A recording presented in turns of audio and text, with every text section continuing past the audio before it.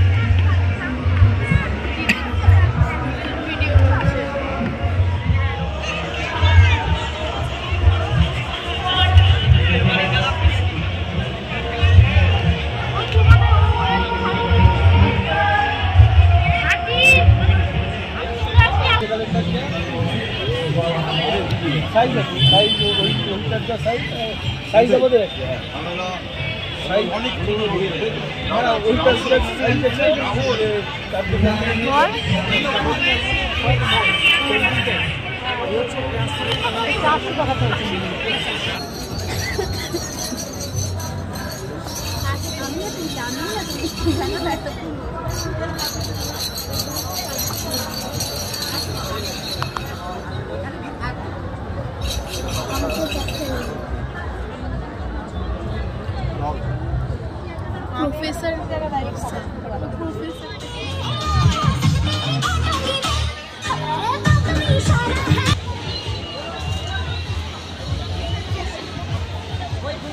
এই প্রদর্শনীর ভেতরেই আছে বিজ্ঞান বিভাগ। এখানে ছোট ছোট বাচ্চারা তাদের স্কুলের তরফ থেকে এসে কিছু কিছু প্রদর্শনী করে। যেমন এখানে একটা ভাই আমাদের বোঝাচ্ছিল তারা কি তৈরি করে নিয়ে এসেছে। আমাদের মডেলের নাম ফুডস্কেপ ইলেকট্রিসিটি। আমরা যখন এটার উপর প্রেশার ক্রিয়েট করব তখন এইভাবে আমাদের ইলেকট্রিসিটি উৎপন্ন হবে। আমরা যত ভবিষ্যতের দিকে এগোচ্ছি তত আমাদের জনসংখ্যা বাড়ছে এবং এর ফলে ইলেকট্রিকের চাহিদাও বাড়ছে। ফলে আমরা এরকম প্যানেল আমরা কিংবা এরকম পার্কে, প্রশাসনিক ভবনে, হসপিটালে, জেব্রা ক্রসিংয়ের মতো জায়গা ইউজ করতে পারি।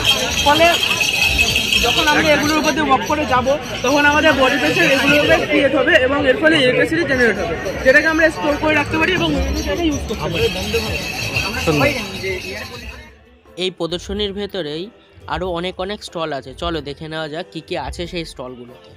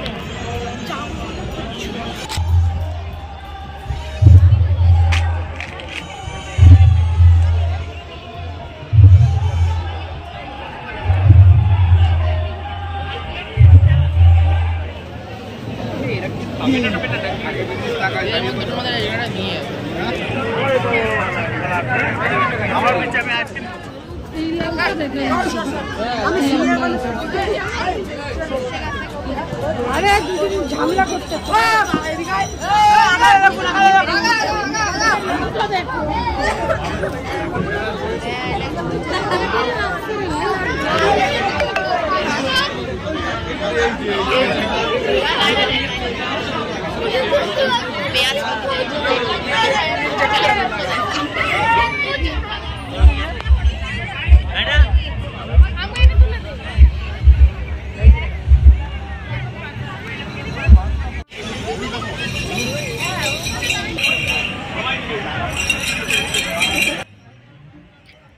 আমরা আস্তে আস্তে প্রদর্শনীর মাঠের থেকে বেরিয়ে চারু বিভাগের দিকে এগিয়ে গেলাম। আর বেরিয়ে যেতেই দেখি একটা দাদা কি সুন্দর সবার স্কেচ করে দিচ্ছে 300 টাকার বিনিময়ে। আমরা কিছুক্ষণ এই দাদার স্কেচ দেখে চারুকলা বিভাগের দিকে প্রবেশ করছি। এই যে আমরা কি আঁকি এরা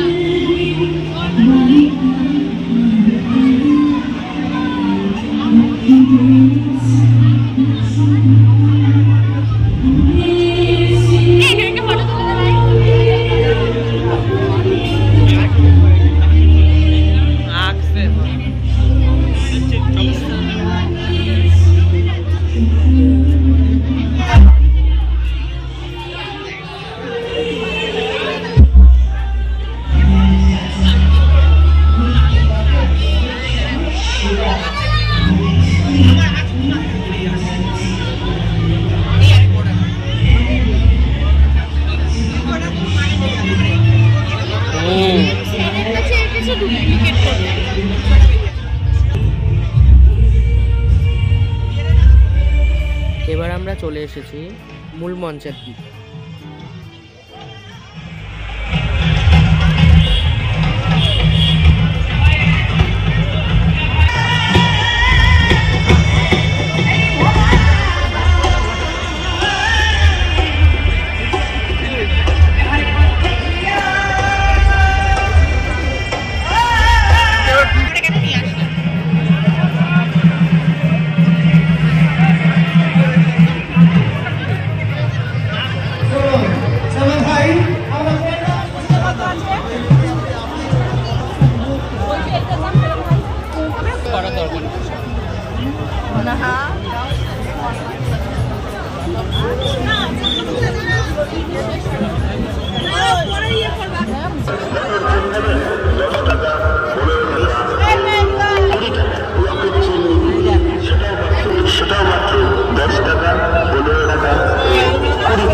কানের টপ নিন মাত্র 10 টাকা, 15 টাকা ও 20 টাকা।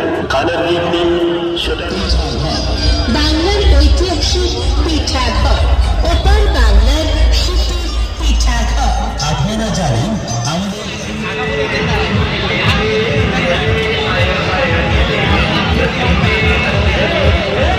আর একটা ভিডিওতে সব কিছু দেখানো সম্ভব না, তো তোমরাও চলে আসো এই মেলায় আর এসে ঘুরে যাও। আর ভিডিওটা কেমন লাগলো সেটা জানাতে ভুলো না।